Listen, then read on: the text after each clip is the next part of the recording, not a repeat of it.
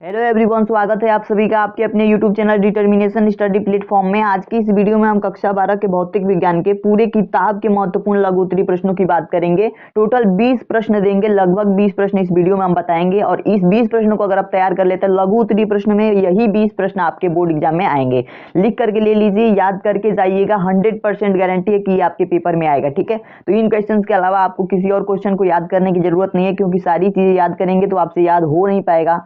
तो कुछ सिलेक्टेड चीजों को याद करके जाइए बोर्ड एग्जाम में, जो आपके क्वेश्चन पेपर में मिल जाए। ठीक है, तो पहले क्वेश्चन की बात करते हैं। बिना टाइम वेस्ट किए हुए सारे क्वेश्चंस को हम डिस्कस करेंगे और सारे उत्तर को भी हम डिस्कस करेंगे। ठीक है, एक एक क्वेश्चन और एक एक उत्तर को सबको तैयार करते हुए चलिए पहला क्वेश्चन देखते हैं। पहला क्वेश्चन हमारे पास है, वैद्युत क्षेत्र की तीव्रता की परिभाषा तथा इसका मात्रक लिखिए। ठीक है, वैद्युत क्षेत्र की तीव्रता की परिभाषा देनी है और उसका हमें मात्रक बताना है। तो देखिए इसका उत्तर कैसे लिखेंगे। वैद्युत क्षेत्र में स्थित किसी बिंदु पर रखे परीक्षण आवेश पर लगने वाली बल तथा परीक्षण आवेश के मान की निष्पत्ति को उस बिंदु पर वैद्युत क्षेत्र की तीव्रता कहते हैं। ठीक है, तो वैद्युत क्षेत्र की तीव्रता किसे कहते हैं, ये बात समझ में आ गई। किसे कहते हैं, किसी रखे परीक्षण आवेश पर जो लगने वाला बल होता है तथा परीक्षण आवेश की निष्पत्ति जो होती है ना, उस बिंदु पर वैद्युत क्षेत्र की तीव्रता कहलाती है। ठीक है, इसके मात्रक की बात करें तो मात्रक हो जाता है न्यूटन प्रति कूलम, क्योंकि हमारे पास इसका फॉर्मूला होता है वैद्युत क्षेत्र की तीव्रता का, वेक्टर E बराबर वेक्टर F अपन में Q नॉट। ठीक है, अब इससे हम इसकी मात्रक की गणना करें तो F को हम बल कहते हैं जिसका मात्रक न्यूटन होता है, और Q नॉट को हम क्या कहते हैं, आवेश कहते हैं, और इसका मात्रक कूलम होता है। तो न्यूटन प्रति कूलम जो है इसका मात्रक निकल के आ जाएगा। तो इस तरीके से इसकी परिभाषा और इसके मात्रक को याद रखिएगा, इसका सूत्र भी याद रखिएगा, क्योंकि इस पे बेस्ड न्यूमेरिकल भी आ सकते हैं। ठीक है, तो इस तरीके से सारे क्वेश्चंस को तैयार कर लीजिए। अभी एक और वीडियो आएगी जिसमें आपके इंपॉर्टेंट न्यूमेरिकल्स भी क्लियर हो जाएंगे। ठीक है, एक एक करके सारे प्रश्नों को हम देखेंगे। बोर्ड की तैयारी आपकी बेस्ट होगी।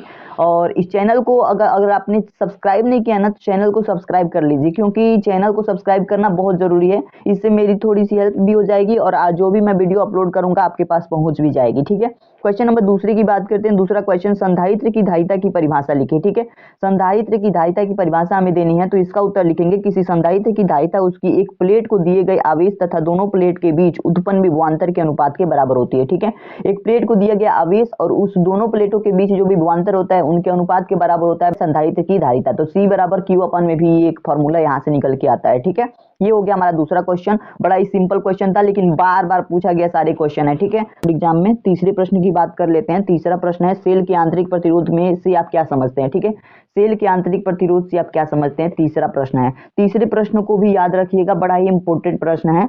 आंतरिक प्रतिरोध की बात कर रहा है, तो इसका आंसर देखिए, जब किसी सेल की प्लेटों को तार द्वारा जोड़ देते हैं तो तार में वैद्युत धारा सेल की धन प्लेट से ऋण प्लेट की ओर तथा सेल के भीतर उसके घोल में ऋण प्लेट से धन प्लेट की ओर बहती है। ठीक है, जब सेल से बाहर होती है तब वो किससे कहां से बहती है, धन प्लेट से ऋण प्लेट की ओर बहती है धारा, वैद्युत धारा। और जब सेल के अंदर की बात करें तो सेल के अंदर जो धारा होती है ऋण प्लेट से धन प्लेट की ओर बहती है। इस प्रकार सेल की दोनों प्लेटों के बीच सेल के भीतर वैद्युत धारा के प्रवाह में घोल द्वारा उत्पन्न जो अवरोध होता है, अवरोध को हम सेल का आंतरिक प्रतिरोध कहते हैं। ठीक है, तो उसी अवरोध को जो हमारे वैद्युत धारा का विरोध करता है उसे हम कहते हैं आंतरिक प्रतिरोध। तो इस तरीके से इसकी परिभाषा को याद रखिएगा, बड़ा ही इंपॉर्टेंट क्वेश्चन है, 2-3 नंबर आपके यहाँ से पक्के हो जाएंगे। ठीक है, अगला प्रश्न हमारे पास है, धारा घनत्व J से आप क्या समझते हैं, इसका मात्रक एमकेएस पद्धति में लिखिए और बीमा सूत्र भी बताइए। ठीक है, तो बीमा सूत्र भी बताना है, इसका मात्रक भी बताना है और इसकी परिभाषा भी देनी है। तो धारा घनत्व क्या होता है, इसका परिभाषा देखिए, किसी चालक में किसी बिंदु पर प्रति एकांक क्षेत्रफल से अविलंबवत गुजरने वाली धारा को उस बिंदु पर धारा घनत्व कहते हैं। ठीक है, इस बात को समझ गया। किसी चालक में किसी बिंदु पर प्रति एकांक क्षेत्रफल से अविलंबवत गुजरने वाली धारा को उस बिंदु पर धारा घनत्व कहते हैं। इसे J से प्रदर्शित किया जाता है। किसे, धारा घनत्व को हम किससे प्रदर्शित करते हैं, J से प्रदर्शित करते हैं, और इसका फार्मूला होता है J बराबर में I अपन में Q, I अपन में सॉरी इसका फार्मूला होता है J बराबर I अपन में A। ठीक है, I हमारे पास वैद्युत धारा है और A जो है ये क्षेत्रफल है। ठीक है, तो ये एकांक क्षेत्रफल है। तो एमकेएस पद्धति में इसके मात्रक की बात करें तो I का मात्रक यानी I धारा है, धारा का मात्रक एम्पियर होता है, और A क्षेत्रफल है, क्षेत्रफल का मात्रक मीटर स्क्वायर। तो एम्पियर प्रति मीटर स्क्वायर इसका एमकेएस पद्धति में मात्रक हो जाएगा। इसके बीमा की बात करें तो बीमा इसकी m0 L के पावर -2 T के पावर 0 A के पावर 1। ठीक है, तो ये इसका जो है बीमा होता है। ठीक है, नेक्स्ट क्वेश्चन की तरफ चलते हैं। अगला क्वेश्चन हमारे पास है, नेक्स्ट क्वेश्चन की तरफ चलते हैं। अगला क्वेश्चन हमारे पास है 5 नंबर, विशिष्ट प्रतिरोध की परिभाषा लिखिए। विशिष्ट प्रतिरोध क्या होता है, इसकी परिभाषा हमें बतानी है। तो किसी धारावाही चालक के अंदर किसी बिंदु पर वैद्युत क्षेत्र की तीव्रता वेक्टर ई तथा बिंदु पर धारा घनत्व के अनुपात को हम विशिष्ट चालकता कहते हैं। ठीक है, तो देखिए विद्युत क्षेत्र की तीव्रता ई याद रखिएगा और धारा घनत्व जे याद रखिएगा। इन दोनों के अनुपात को हम क्या कहते हैं, विशिष्ट प्रतिरोध कहते हैं। तो रो से हम क्या करते हैं, विशिष्ट प्रतिरोध को प्रदर्शित करते हैं। तो रो बराबर ई अपन में जे, ये एक फार्मूला निकल के आता है और इस पे बेस्ड न्यूमेरिकल भी पूछे जाते हैं, तो जरूर तैयार रखिएगा। ठीक है, चलिए देखते हैं नेक्स्ट क्वेश्चन हमारे पास क्या है। अगला क्वेश्चन हमारे पास है लॉरेंज बल क्या है। लॉरेंज बल क्या है ये हमें बताना है। तो इसका आंसर लिखेंगे, चुंबकीय क्षेत्र में गतिमान आवेश इलेक्ट्रॉन पर, यानी इलेक्ट्रॉन पर जो है गतिमान आवेश होते हैं, लगने वाले चुंबकीय बल को लॉरेंज बल कहते हैं। ठीक है, तो इसमें इसकी परिभाषा है कि चुंबकीय क्षेत्र में गतिमान आवेश पर लगने वाले जो चुंबकीय बल होते हैं उसे हम लॉरेंज बल कहते हैं। तो लॉरेंज बल किसे कहते हैं, समझ में आ गई। चुंबकीय क्षेत्र में गतिमान आवेश पर लगने वाला जो बल होता है उसे हम लॉरेंज बल कहते हैं। अब देखिए यहाँ पे कुछ नोट में लिखा है हमने, कंडीशंस है यहाँ पे। यदि क्यू आवेश भी वेग से चुंबकीय क्षेत्र वेक्टर बी की दिशा में बी की दिशा से थीटा कोण पर गति करे तो उस कार्य को करने वाला लॉरेंज बल जो होगा F बराबर Q V B sine theta होता है। ठीक है, तो ये हमारे पास हो जाएगा इसका सूत्र। लॉरेंज बल के लिए सूत्र हमारे पास आ गया F बराबर Q V B sine theta.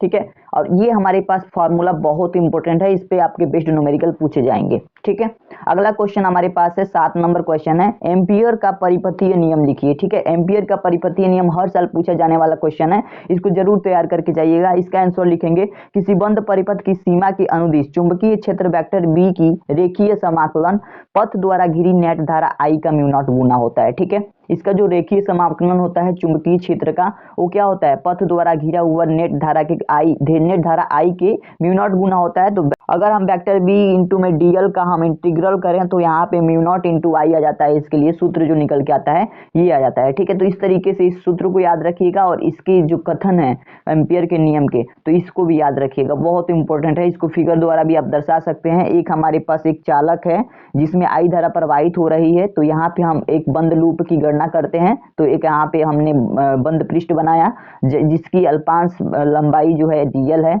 और इसका जो त्रिज्या है आर है। ठीक है, तो इस तरीके से इस फिगर को भी बना करके एम्पियर के परिपथीय नियम को दिखा सकते हैं, एग्जामिनर ज्यादा खुश होगा। ठीक है, नेक्स्ट क्वेश्चन की बात करते हैं। क्वेश्चन नंबर 8 हमारे पास है, चुंबकीय द्विध्रुव आघूर्ण की परिभाषा व मात्रक लिखिए। चुंबकीय द्विध्रुव आघूर्ण की परिभाषा और उसका मात्रक लिखना है। तो इसका आंसर लिखेंगे, किसी चुंबकीय द्विध्रुव का द्विध्रुव आघूर्ण वह बल आघूर्ण है जो इस द्विध्रुव को एक समान एकांक चुंबकीय क्षेत्र में क्षेत्र की दिशा के लंबवत रखने पर द्विध्रुव पर लगता है। ठीक है, तो द्विध्रुव पर लगने वाला जो बल होता है चुंबकीय द्विध्रुव आघूर्ण बल कहलाता है। और इस तरीके से यहाँ पे बात करें इसके मात्रक की, तो चुंबकीय द्विध्रुव आघूर्ण का मात्रक जो होता है एम्पियर मीटर स्क्वायर होता है। इसके फॉर्मूला की बात करें तो टाउ मैक्स बराबर में एम इंटू में बी हो जाता है। ठीक है, तो ये फॉर्मूला भी याद रखिएगा, इसका मात्रक और इसकी परिभाषा याद रखिएगा, आपसे पूछ लिए जाते हैं बोर्ड एग्जाम में। ठीक है, नेक्स्ट क्वेश्चन की बात करते हैं। अगला क्वेश्चन हमारे पास है, बायो-सेवर्ट के नियम को समझाइए। बायो-सेवर्ट का नियम बहुत इंपॉर्टेंट क्वेश्चन है, इसको भी जरूर तैयार करके जाइएगा। इसका उत्तर लिखना है, सन 1820 ईस्वी में बायो तथा सेवर्ट नामक 2 वैज्ञानिकों ने धारावाही चालकों द्वारा उत्पन्न चुंबकीय क्षेत्र का अध्ययन करने के लिए अनेक प्रयोग किए। ठीक है, दो जो बायो और सेवर्ट नामक 2 वैज्ञानिक थे, इन्होंने क्या किया, चुंबकीय क्षेत्र के बीच अध्ययन प्राप्त करने के लिए इन्होंने बहुत सारे प्रयोग किए। इस प्रयोग में उन्होंने बताया कि किसी धारावाही चालक के एक अल्पांश को हम डेल्टा एल या डीएल कह सकते हैं, ठीक है, के द्वारा उत्पन्न चुंबकीय क्षेत्र में किसी बिंदु P पर क्षेत्र का मान डेल्टा बी या डी बी हम कह सकते हैं, यानी सूक्ष्म हमारा वहां पे सूक्ष्म वैद्युत चुंबकीय क्षेत्र। ठीक है, निम्न सूत्रों में निम्न बातों पर निर्भर करता है। तो डेल्टा बी बराबर में म्यू नॉट अपॉन 4 पाई आई डेल्टा एल साइन थीटा अपन में आर स्क्वायर, ये फॉर्मूला याद रखिएगा। बायो सेवर्ट के नियम द्वारा ये फॉर्मूला निकला। बायो और सेवर्ट नामक 2 वैज्ञानिकों ने इस फॉर्मूले को व्युत्पन्न किया। ठीक है, व्युत्पन्न किया। तो ये फार्मूला बहुत इंपॉर्टेंट है, 100% याद रखिएगा। इस पे आपके न्यूमेरिकल बनेंगे ही बनेंगे। ठीक है, न्यूमेरिकल नहीं बनते हैं तो आपको ये डायरेक्टली बायो सेवर्ट का नियम ही पूछ लिया जाएगा। ठीक है, तो याद रख के जाइएगा, याद करके जाइएगा, बहुत सिंपल है और बहुत आसानी से आप इसको तैयार कर सकते हैं। अगला क्वेश्चन देखते हैं। अगला क्वेश्चन हमारे पास है, नति कोण तथा दिक्पात कोण से क्या तात्पर्य है। ठीक है, नति कोण किसे कहते हैं और दिक्पात कोण किसे कहते हैं, इसको थोड़ा जान लीजिए। नति कोण की बात करें तो नति कोण वह कोण है जो चुंबकीय याम्योत्तर में पृथ्वी के चुंबकीय क्षेत्र बीई की दिशा तथा क्षैतिज दिशा के बीच बनता है। ठीक है, तो तो क्षैतिज दिशा और चुंबकीय क्षेत्र की दिशा के बीच जो कोण बनता है उसे हम कहते हैं नति कोण। उसके बाद से दिक्पात कोण की बात करें तो इसका आंसर हो जाएगा पृथ्वी की सतह पर किसी स्थान पर भौगोलिक या अम्योत्तर तथा चुंबकीय या अम्योत्तर के बीच बनने वाले न्यून कोण को हम उस स्थान के लिए दिक्पात कोण कहते हैं। ठीक है, तो ये बड़ा ही सिंपल परिभाषा है, इन दोनों को याद रखिएगा और बहुत इंपॉर्टेंट क्वेश्चन है। इस बात को भी ध्यान रखिएगा कि ये दोनों जो है बहुत इंपॉर्टेंट क्वेश्चन है, बार बार पूछे जाने वाले क्वेश्चन है। ठीक है, इस वीडियो में मैंने 10 क्वेश्चन बताए जो आप आसानी तरीके से याद कर सकते हैं। इन 10 क्वेश्चन को जरूर तैयार कर लीजिएगा। 100% गारंटी है कि लघु उत्तरीय प्रश्नों में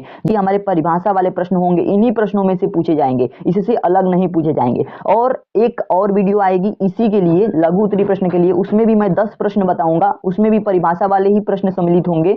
उन प्रश्नों को जरूर तैयार कर लीजिएगा, वो बहुत इंपॉर्टेंट होंगे आपके लिए। ठीक है, तो 100% गारंटी है कि अगर आप इन 20 प्रश्नों को तैयार कर लेंगे और इनके उत्तर को, तो आसानी से आप अपने बोर्ड एग्जाम में अच्छा करके आएंगे। ठीक है, तो यहाँ पे 10 क्वेश्चन हो गए। नेक्स्ट वीडियो में हम और 10 क्वेश्चन की बात करेंगे। अभी जस्ट वीडियो ओवी अपलोड हो जाएगी, तो इस वीडियो को आपने शुरू से लेकर के अंत तक देखा है तो सारे क्वेश्चन को जरूर तैयार कर लीजिएगा। ठीक है, अभी के लिए इतना ही रखते हैं दोस्तों, मिलते हैं नेक्स्ट वीडियो में, तब तक के लिए धन्यवाद।